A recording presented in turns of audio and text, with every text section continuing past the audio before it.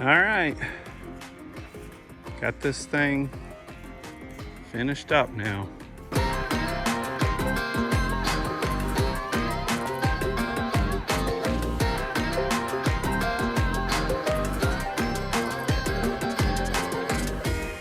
Good morning.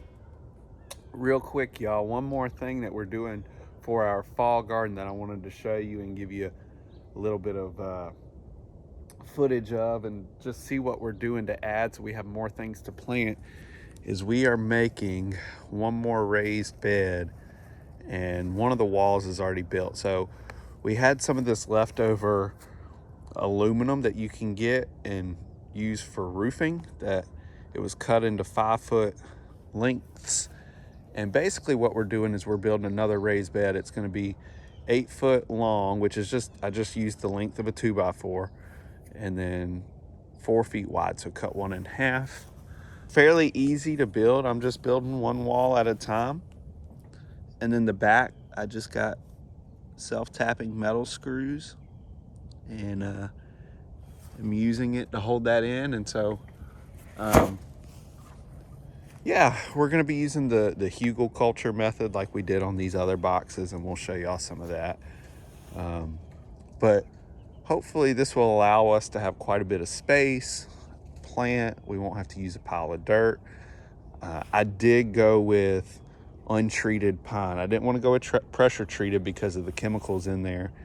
And I know pine will rot over time. So some point down the road, I'll probably have to replace these boards. I thought about going cedar, but the price of cedar is just too expensive, honestly. And wanted to go ahead and get this done so we could get some stuff planted. So anyways, I'll show you the finished product once this is done, and we're very excited about it.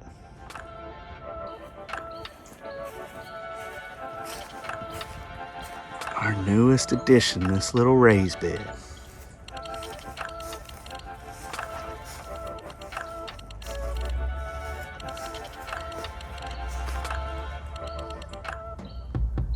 About $60 to make. Made out of pine, which at some point will deteriorate on us, but we'll get some good life out of it, and we can replace boards if needed.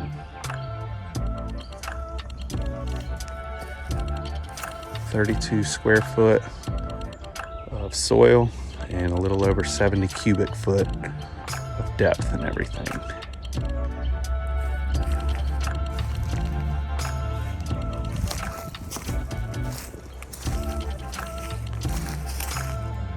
Coming together. What are y'all doing? What? Oh, what are y'all doing? Are you sleeping?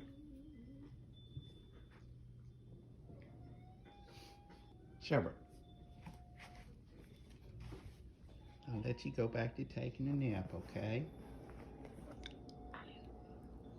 What we're going to do for the inside is we're going to use the Hugelkultur method. So we're going to pile that about half full with logs and sticks and things that are already breaking down, and we'll fill it up halfway. Then we'll take some of our compost soil, stuff that's already broken down, and fill it in. And then we'll take some topsoil and some other dirt and fill it into the top. And then that'll give us a lot of space for planting.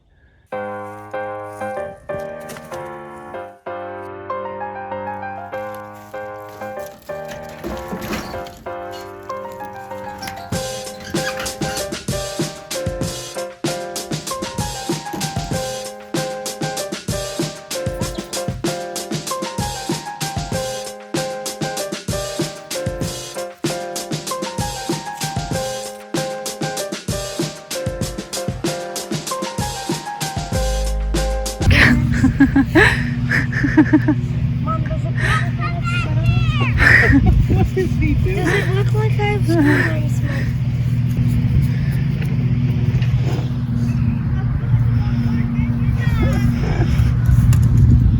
I'm doing good. They're working. Where's your shirt? You mean help you put it on? I need my shovel. Your shovel. I need my blue shovel. It's down by the chickens.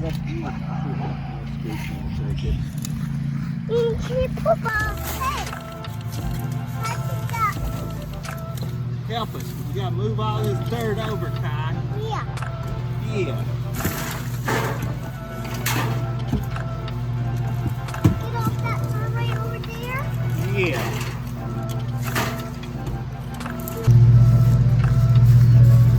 We got dirt.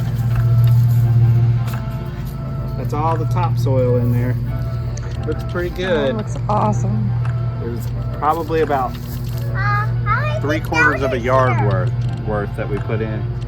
And the only other thing we're gonna do, we're gonna go back to our mulch pile back there and get one more load to put over top of this. Perfect. And that's a little, it's breaking down. It's got lots of nutrients in it. It's already sort of aerated, and all the nutrients will break down into this dirt. So we basically created a sandwich with the good composting dirt. Compost sandwich.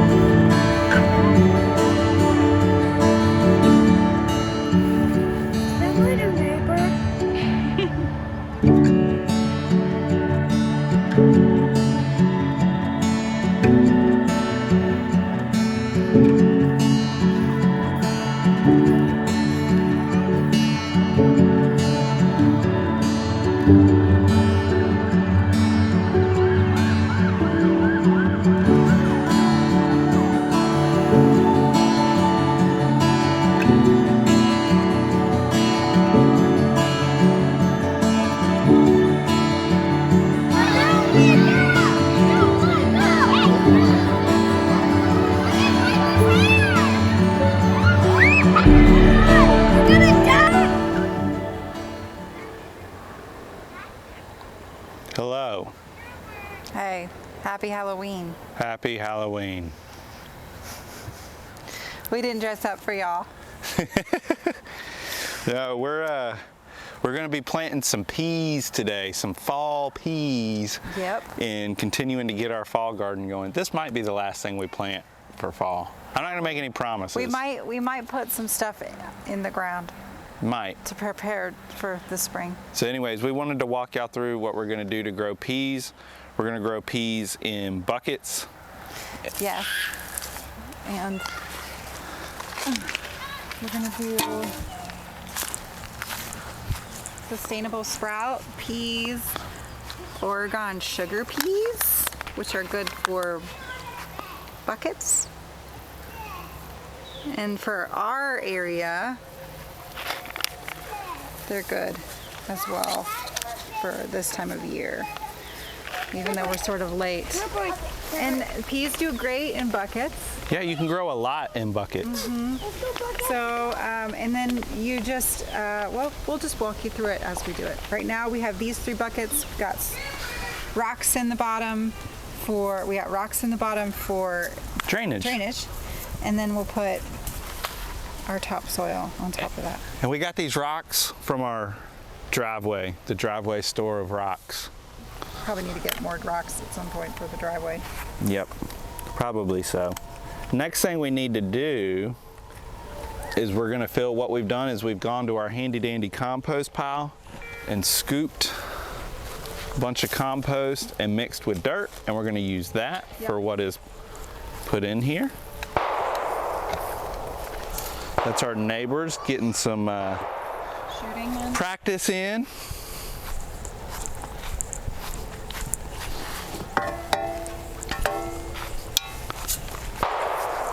Tell you what, if a zombie apocalypse happens, all you gotta do is come to where we live. We'll be safe. You're gonna be protected for a long time. Yeah, 'cause you got food here. And you got people with guns. And they like to practice. And I am okay if they are a good shot.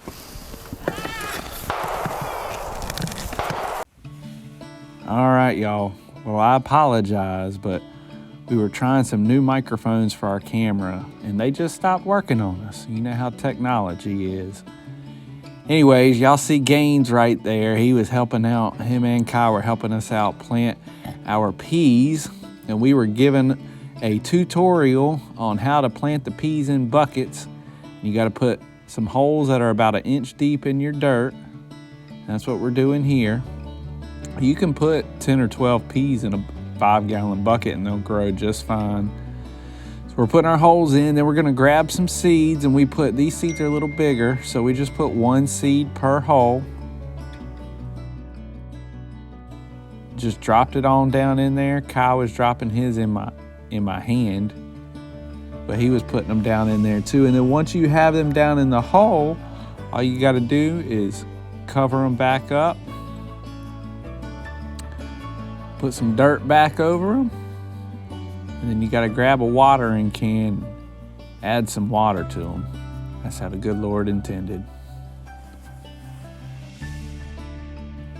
Kai's doing everything he can to help out. He loves to help. So he's giving all the seeds a good little bit of water there. And then what we're gonna do over top of them is build a little teepee we just grabbed some sticks and some bamboo. And what this will allow is the peas, they can grow up these little stick teepees. It'll give them something to grab on with their little tendrils as they sprout, and they'll grow up those things. So just stuck some sticks down in there, made a little teepee at the top, and then to hold it together, you guessed it, can't go wrong with a zip tie. So yeah, we are in business.